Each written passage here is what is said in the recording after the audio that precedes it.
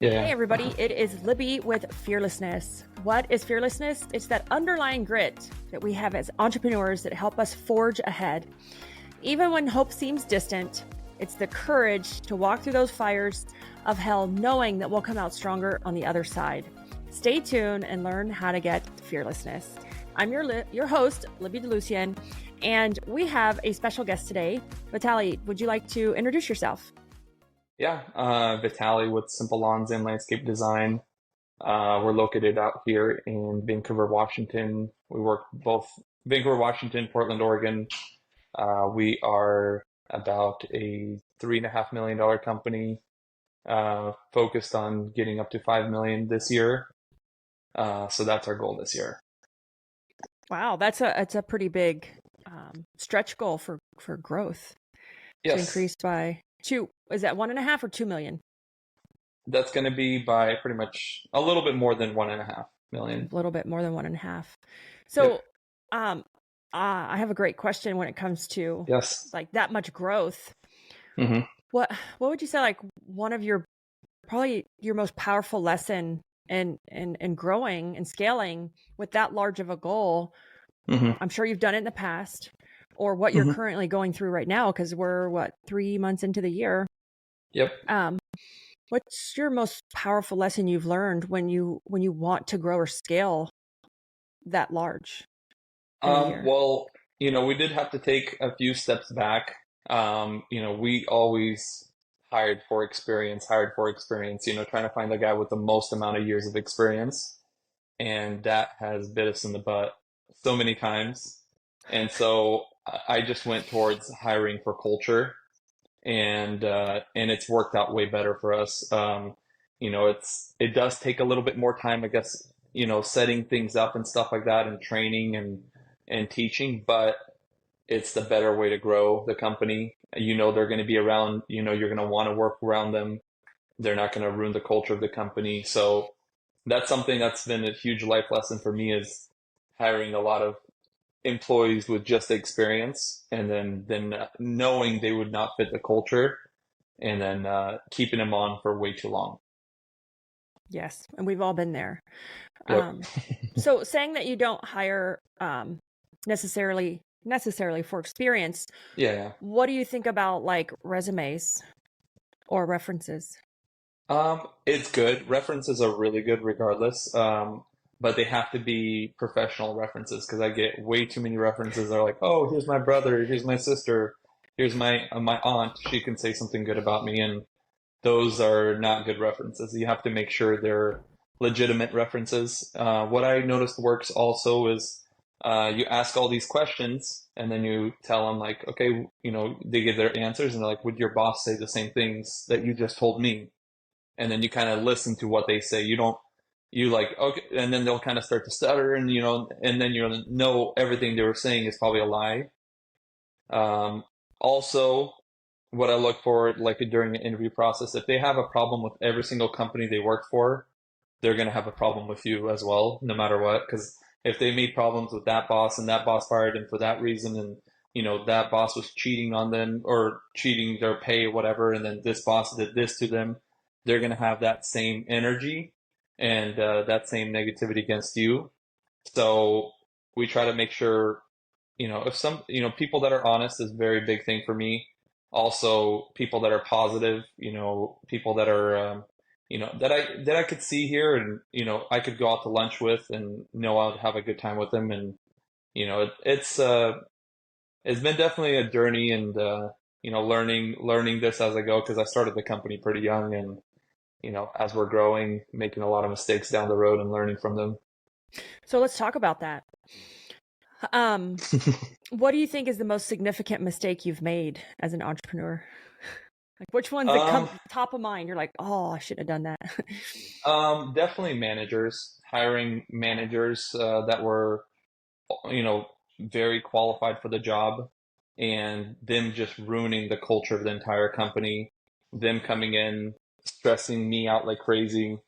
It's like that was probably my biggest mistakes, is hiring the wrong managers. And I think now we have such a good, group right now of people in our office, like management level, that the guys respect. The guys could, they'll jump in front of a bus for them. They actually look out for each other, and that's like, we haven't had that for such a long time because we were just hiring for experience, hiring the experienced managers and being like, okay, they're going to be able to make us profitable. And it's like guys with 30 years of experience are making these stupid decisions. And I'm like, what the heck? Like, you have 30 years of experience. Like, I'm expecting you not to make these bad calls and, these bad decisions. And it's like, it wasn't the experience. It was just them in general and them not fitting what we were looking for. Well, I think we hold so much weight on experience. And in reality, I could have had 5 years of experience at sales, but I could have sucked. Yeah, like, for sure. How do you know that I was good at it, or I could lead a team, Exactly. or the caliber of team I led? So I think we hold too much weight in experience, and I love that you're hiring for culture. Yep. I think that's great. I just interviewed a company a couple of weeks ago. It was 2 or 3 companies, Maids and More. Her name was Summer, and they're in Houston and Austin, and they have 120 technicians. They're approaching 5 million. That's awesome. And I was so impressed by the fact that every hire, or not every hire, but every management level or leadership level was an internal hire. They moved up from a cleaning technician. That's awesome. That's our goal. That's our goal for sure. When we were hiring, for managers as we're growing, that was the first thing we did do we see anyone here that could move up to that level first? And then if not, let's start to outsource and figure out who we can bring in. And the people that I did bring in are people that I've already known before. So it wasn't like I went through, Indeed or something. It was like people that a friend of a friend, and I've known him for, 5, 6 years. And I'm like, I know he would be a really good fit here because I've known him for so many years. And it's like, that's definitely some of the hires that we did. We're like, we know he would do good here. Let's try to get him over here. And then, so do you have friends or family that work for you then? I do have some friends and family, yes. So how do you navigate that challenge? So do I, and that's a huge topic. Yeah. It is challenging because, outside of work, you are, friends and family with these people, but at the end of the day, you have to understand that this is a business. And even though you're friends and family, but this is separate business, and we have to make the best decisions for the business. And so, not always it's going to be great and, all fun and games. You have to make decisions in the company. You have to make sure you keep people accountable. And a big thing for us was making a big 3 for each position and keeping them accountable for those big 3. And if they're not, the big 3, by the way, that we learned that. Well, I learned that in Simple Growth, and Mike Callahan's Simple Growth group. It's a great theory. And explain what the big 3 is real fast so people know what they are. So what it is. Pretty much they have their 3 biggest roles. How is it measured? How does it match with the goals of the company, and then the measurable for that, pretty much. So pretty much we have for like office manager, we'll have one for project manager, for estimator, for designer, for our maintenance manager, for even our CSRs, our mechanic, and it kind of starts going down the line. I love that. I love it's so simple because it's just the 3, but it's so impactful for the other side, for the person that isn't sure, are they doing their job, or am I doing a good job? Exactly. So that's great. I want to take it back to, you said you started this company. Did you start it from the ground up? Like Yes and no, I guess. So we did buy out this company, even though it was nothing when we bought it out. Would I rebuy out this company? I don't know. Like, it was realistically nothing when I bought it. It's like one of those Craigslist deals where somebody's selling their company and they think it's worth something, but it was really not worth anything. So it was one of those deals. It would probably have been easier to just start from the ground up because you have to do so much to convert everyone over. That was a very difficult journey for me, paying money for a business and then having everyone cancel because we bought it in the fall time. And, usually when like a lot. Hey, this is William Tincup, and I'd like to talk to you a little bit about Practitioner Corner podcast. It's a wonderful podcast about the journey, the paths of how practitioners, both HR and TA, kind of go from high school, college, all the way to where they are right now. Some of the things that they've learned, how they've been successful, people that thrive around them, etc. It's a fun podcast. You'll love it. You'll learn from it. Subscribe to it. Thanks. A lot of companies out here in this area, we have contracts, year-round contracts. He didn't have year-round contracts, which, I was definitely younger and not the brightest, I guess, at the time. So a lot of people canceled. I still owed money on the company, and it was definitely not easy getting through that time. But, we kind of figured it out. The company's been established since 2003 originally, so it's been around for a while, but it was always like an owner-operator. So I've owned it for about almost 10 and a half years, 11 years. So it's getting there. We've owned it for a while. We've grown it a ton. We have big ambitions and continue growing it. And we have a really good team around us that will help us continue growing it. And that's the biggest thing, is having a good team. Like, that was a big thing for me, is like, I always wanted to have a really good team around me. And I didn't have that for so many years until like these last couple of years, where I'm like, wow, like I really see like my fruits of my labor coming together now. And it's like, I really enjoy coming to work. I love everyone around me, and all my employees and everything. It's awesome. So, that being said, what would you tell the younger version of yourself? Or man. For any young entrepreneurs, knowing what you know now, what would you tell yourself when you're just first starting out again? I wouldn't change anything. I would say definitely, like, for myself, I think it definitely needed to be the way it was. It just, I always try to make sure I learn from other people's mistakes and not make my own mistakes, but I made a lot of my own mistakes along the way. So sometimes it really does suck, but it builds character. It helps you down the road. Like, you must have a lot of character then. Huh? Those rough beginnings really do help you a lot. And, a lot of people, I guess they're not a lot of people, but there are some people that, hit it off and, find a great team right away. My biggest thing is, I wish I would have hired the right people around me earlier. I think we would have, excelled a lot further, a lot faster. I would say that'd probably be the biggest thing, is really surrounding yourself with the right people. And the things that you're weak at, try to hire those out first. So, like, for instance, like, I'm not good with bookkeeping and that kind of stuff. So hire out for those things first. And then I'm not, I'm a good people person, but I'm not good at managing people. So hire out project manager first. Like, I was always good at selling and, and getting work. And that was always something I was good at. In hiring for your weaknesses around you, and then kind of just continue building your team from there. Yeah, I suck at sales. So in my original home service company, sales was the first position I hired once I could afford any help. It was like, first it was a call service, and then it was a salesperson after I got a little bit. I love that. So many entrepreneurs struggle with,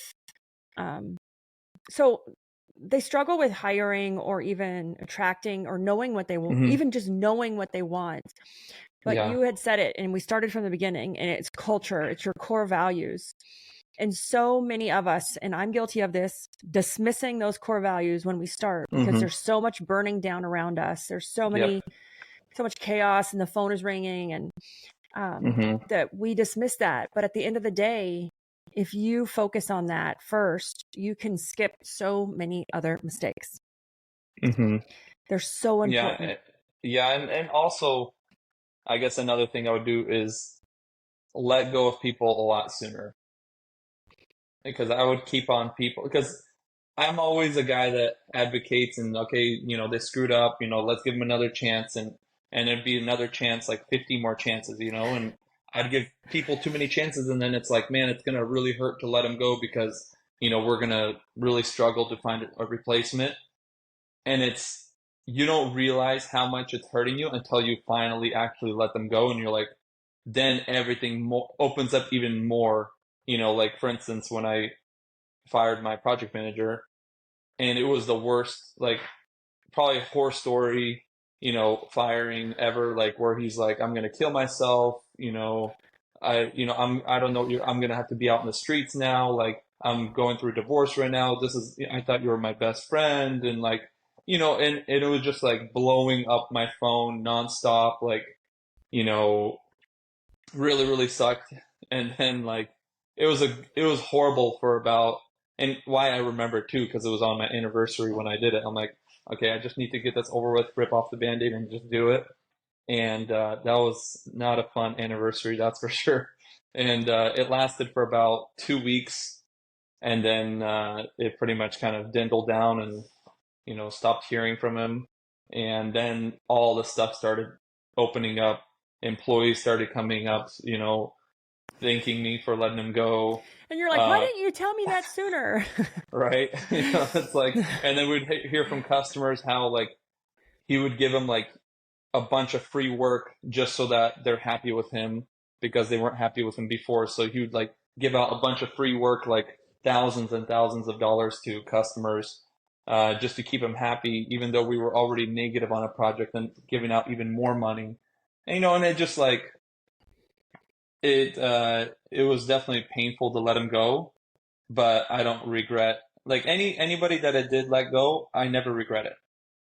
So what did you learn from that experience? That there's never going to be anyone else that's harder to fire than him. Right. But just in general, like what did I learn is that I shouldn't hold on to employees longer than and I actually heard this, I believe, and was it, I don't remember if it was you or if it was Debbie Sardon. The first time that you think about firing somebody is probably right. You're right. Yeah. Was that you or is that Debbie? It's probably me in the talk I did about recruiting and hiring and firing. And I'm like, man, that's so right, because there's always those employees where I'm like, oh man, I should probably let him go. And I'm like, oh, I'll just, let it be. And then like 6 months later, I finally end up firing him. I'm like, I should have fired him 6 months ago. And it was like such a raw moment. And I'm like, you're probably right. We have a new saying. We're saying we're going to promote them to a different company. Yeah, that's really good. Because firing is hard, and it's one of those things as a business owner, it can go okay and it can go horrible, like you just said. And yeah, I think that it's one of those challenges that we face, and you'd be surprised at how many people I interview and they're just like, oh, letting go of people, hiring for culture.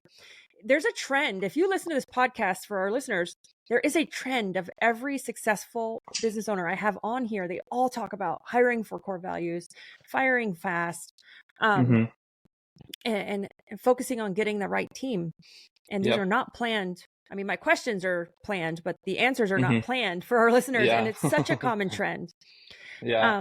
And a big thing that also with culture, I would say, and a big thing that made me open my eyes to culture was simple growth, for sure.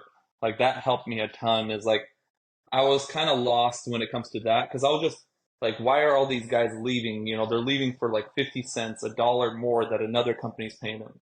Ever since I started really focusing on our culture and letting go of the people that are not a good culture fit, for the last year and a half, 2 years, ever since I joined the Simple Growth Academy, I have not had a guy quit that I didn't want to quit. First off, like, it was like, I almost, like it was like the people that did end up quitting are like guys that I was already going to force out regardless, or end up firing, because they weren't a good culture fit, and they already felt like they're not fitting in, and they're already getting written up for certain things.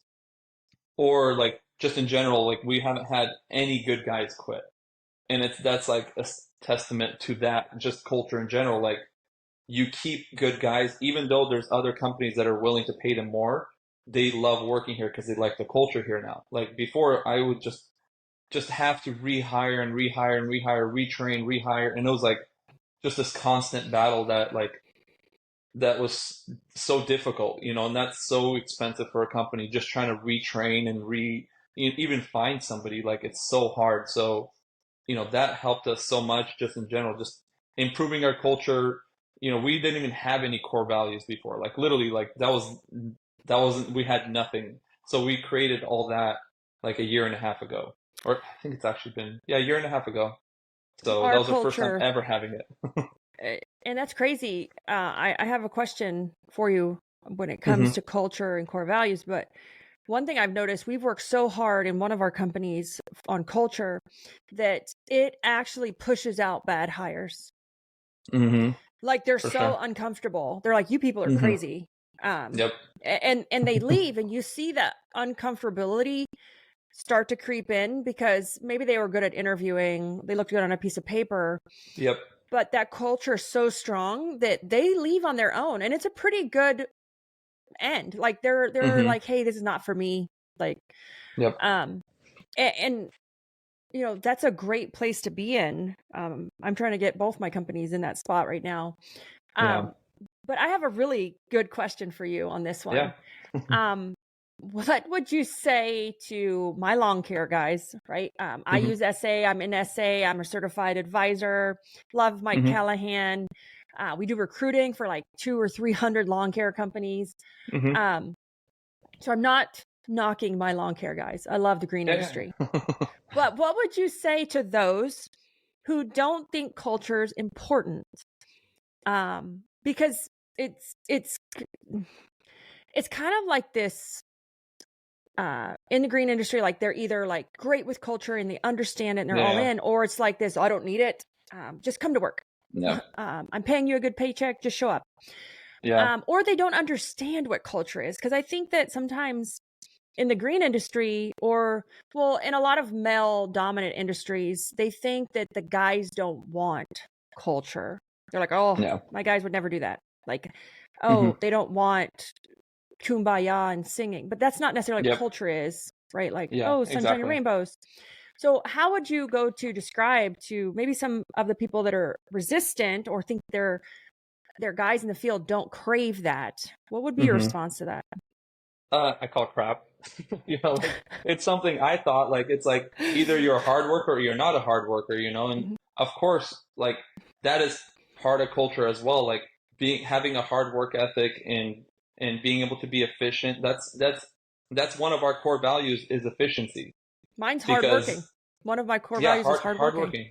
Yeah, it's not like, you have to, give hugs and, and it's all our guys, like every morning we give them fist pumps. Like everyone's, it's like a family, like, of course we're going to have discussions and disagreements on things. But before, when I would have disagreements, guys would walk out the front door.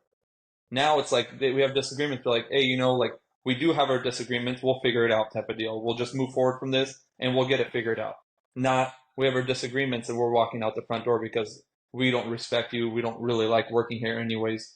There was a podcast that I was watching and they were saying that it was like, man, I don't quote me on this, but I think it was like 90 or 85% of people that quit don't feel valued in the company. And that's a big thing with culture, is making sure that people feel valued.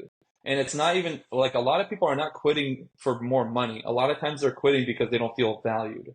And money, of course, is a appreciation from a business owner to an employee, showing them that, hey, thank you for doing this work and stuff like that. But, we pay for performance, so we're a little bit different than some companies, and we just switched that over, and that's a whole separate thing. Oh, we do pay for performance as well in my cleaning and organizing company. Yeah. But just in general, like, I didn't think culture was a big thing. And like, to people like from the side, let's say that don't even own a company, they're like, well, okay, culture, like, come on, like, you guys focus on culture, that's stupid, but if you look at all the biggest companies, that's the biggest thing that they preach is culture, culture, culture. And of course, you could have a super good culture fit into your company, but doesn't have that hard work ethic and stuff like that.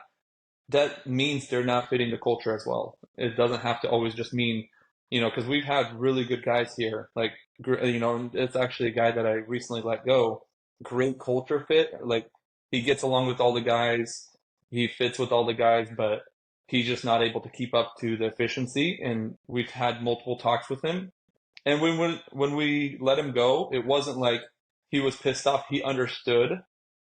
You know, he walked out the front door. We shook hands. We wished each other the best, and we went on along our ways. It wasn't like a, you know, verbal, you know, bashing at each other. It was just like, "Hey, Vitaly, I wish you the best," and I'm like, "Hey, I wish you the best," and we just went along our ways. It wasn't anything horrible, you know. And that's the thing. It's at the end of the day, it is a business. You're here to make money, but at the same time, you're here to make a team and have a great team built around you and make a good culture where people want to work.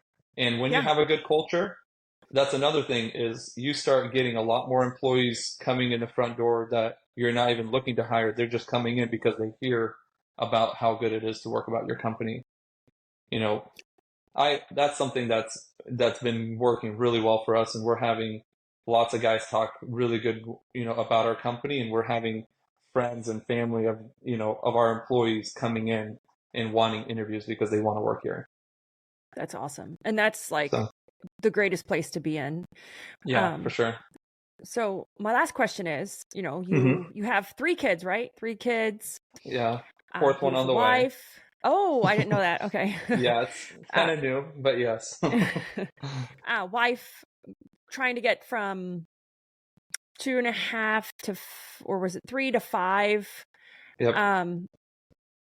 So what keeps you motivated? Well, I've always wanted to own a company my whole life, so it's something I've always wanted to do, but it was very difficult, and it is very awesome having a very understanding, loving wife at home. Of course, not every single day is sunshine, and you know, when the kids get difficult at home and stuff like that, but you know, being able to disconnect from work when you get home is a big deal for me. And it's not like I'm talking like I do it perfectly, and it's things I need to get better at, and I know I need to get better at because sometimes it's hard to do that disconnect when you get home. But being able to disconnect from your phone and really just spend the time with your family, spend the time with your wife, you know, is a really big deal for her especially. Also for me, my kids. You know, we have definitely been through a lot with starting this company and having a lot of very lows, and you know, and I've always, you know, for me, like I've always paid my employees first, then I pay myself. And there's been times where I'm like, crap, you know, I don't have enough for this and this. You know, what are we gonna do? You know, at the end of the day, you always figure it out. You know, and you know, always that fear and all that stuff makes it a lot worse in your head than it actually is. And you always find a way to get through it. You know, I've been in days that I'm like, man, I don't know if I can do it. And next day comes around and you figure out a way. So, yeah.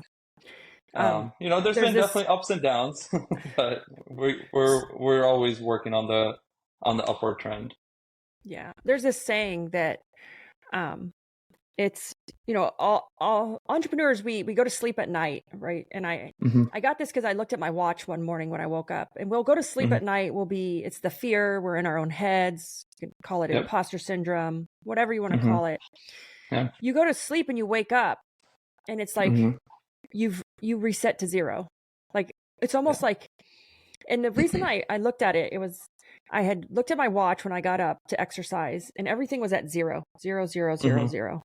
And I thought to myself, we just restart to 0 every day. Like, it doesn't matter what we're facing, what the challenge is, whether it's business or financial or even exercise or goals or eating.